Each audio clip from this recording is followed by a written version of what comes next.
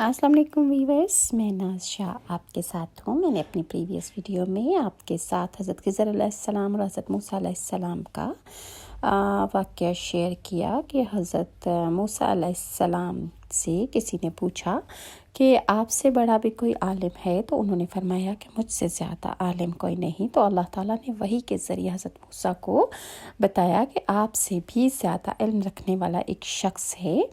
تو حضرت موسیٰ نے ان سے ملاقات کے لیے اللہ تعالیٰ سے التجا فرمائی، تو اللہ تعالیٰ نے فرمایا کہ ایک مچھلی لے لو اور دو دریاؤں کے ملنے کے مقام پر جہاں یہ مچھلی کھو جائے گی تمہیں وہ شخص وہیں پر ملے گا۔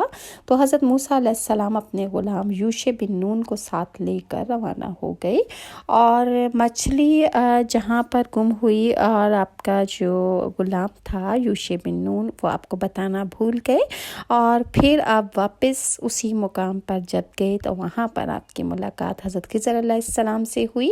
حضرت خضر علیہ السلام نے آپ سے فرمایا کہ میں آپ کو اپنے ساتھ رکھ لوں گا کہ آپ وہ علم سیکھ لیں جو میرے پاس ہے، لیکن میری یہ شرط ہے کہ آپ مجھ سے کوئی سوال نہیں کریں گے۔ حضرت موسیٰ علیہ السلام نے یہ وعدہ کیا کہ وہ راستے میں کوئی سوال نہیں کریں گے، لہٰذا حضرت خضر اور حضرت موسیٰ جس کشتی میں بیٹھے اس میں بیٹھتے ساتھ ہی حضرت خضر نے اس کشتی کو پھاڑ ڈالا۔ تو موسیٰ نے پوچھا کہ یہ تو آپ نے بڑا غلط کام کیا کہ انہوں نے آپ کو بیٹھنے کی جگہ دی اور آپ نے اس کشتی کو عیبدار کر دیا۔ پھر آپ جا رہے تھے کہ راستے میں بچے کھیل رہے تھے اور حضرت خضر علیہ السلام نے اس بچے کو سر سے پکڑا اور اس کو مار ڈالا۔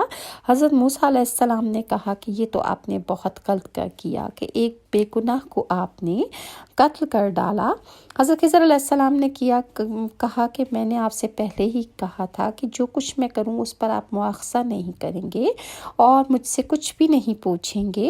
اور پھر حضرت موسیٰ نے فرمایا کہ اب میں آپ سے کوئی سوال نہیں کروں گا۔ پھر دونوں سفر پر روانہ ہوئے تو وہ ایک بستی میں پہنچے اور ان بستی والوں سے انہوں نے کچھ کھانے کو مانگا، تو ان بستی والوں نے ان کو ان کی میزبانی کرنے سے انکار کر دیا۔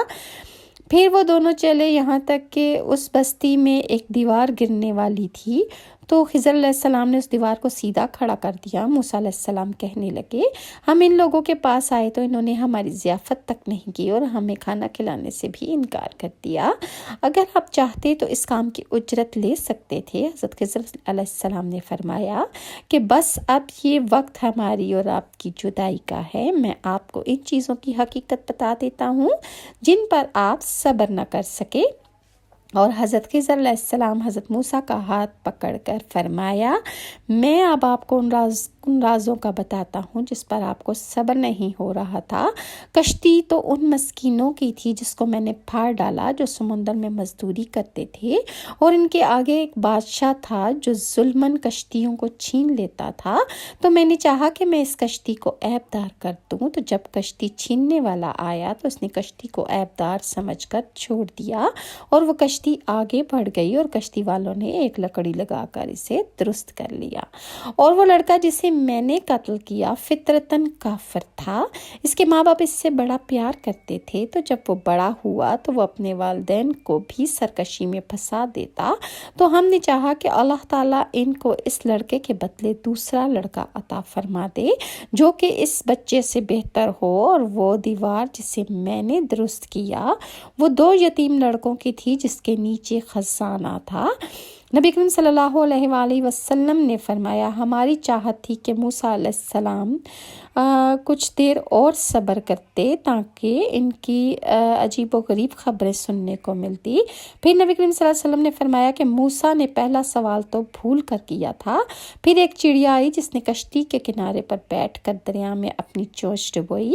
پھر حضرت خضر علیہ السلام نے حضرت موسیٰ سے فرمایا میرے اور آپ کے علم نے اللہ کے علم میں سے صرف اسی قدر کم کیا جتنا اس چڑیا نے اس دریا میں سے پانی پیا۔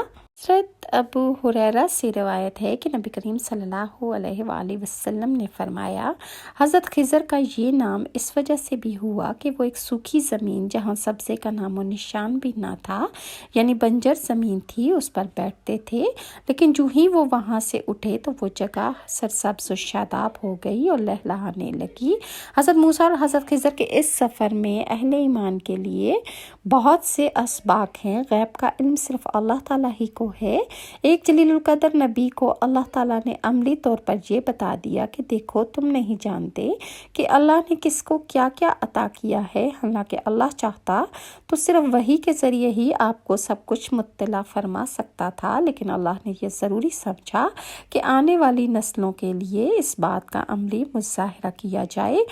और अल्लाह ताला का कारखाना मशीयत जिन मसलहतों और हिकमतों पर चल रहा है, वो चूँकि बनीनो इंसान की नज़रों से ओझल है, चुनाचा इंसान पर हर बात हैरान और परेशान हो जाता है। और बाज़ औक़ात तो इंसान नाशुक्री और शिकायत के अल्फाज भी अदा कर डालता है।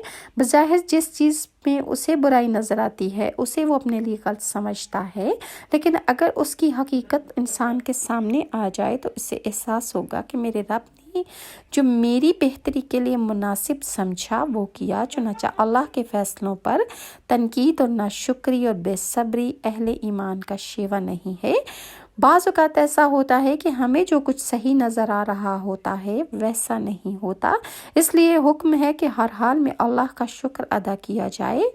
और अल्लाह ताला ने हमें जो नेमतें दी हैं उस पर ही हम साबिर और शाकिर रहें। ज़िंदगी में बहुत कुछ ऐसा होता है जो हमारी मर्ज़ी के ख़िलाफ़ हो जाता है और हम उस पर बहुत चीखते चिंगाड़ते और शोर शराबा करते हैं, लेकिन उसमें भी अल्लाह ताला की हिकमत होती है और अल्लाह ताला किसी छोटी तकलीफ़ से गुजार कर हमें किसी बड़ी आजमाइश से बचा लेता है। तो हमें हर हाल में अल्लाह का शुक्र अदा करना चाहिए। अल्लाह ताला आपको और मुझे तालीमात मुहम्मदिया पर अमल पैरा हो के ज़िंदगी गुजारने की तौफीक अता फरमाए। आप सबके घरों में अल्लाह ताला खुशियाँ अता फरमाए और सबके दिलों की जायज़ और मीठी मुरादें पूरी फरमाए। नेक्स्ट वीडियो तक के लिए नाज़ को इजाज़त दीजिए। अल्लाह हाफ़िज़।